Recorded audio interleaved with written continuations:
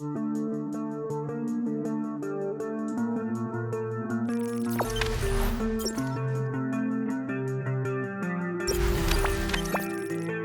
malu, final turnamen sepak bola antar OPD di Pemkot Tangsel ricuh dan baku hantam. Laga final turnamen sepak bola antar organisasi perangkat daerah, OPD, di pemerintah kota, Pemkot Tangerang Selatan, Tangsel, ricuh dan diwarnai baku hantam. Keributan yang sangat memalukan itu terjadi di lapangan Cilenggang, Serpong, Senin, tanggal 20 Desember tahun 2021. Baku hantam terjadi antara sesama pemain dan juga para supporter atau pendukung tim.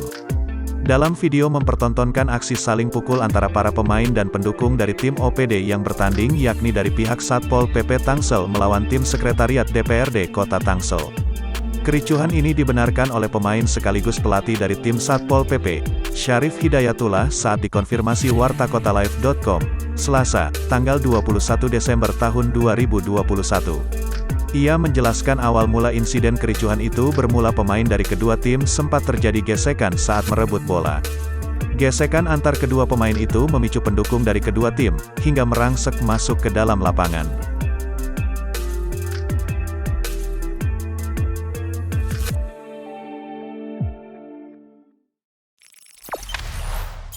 Jangan lupa subscribe, share, komen, dan like ya!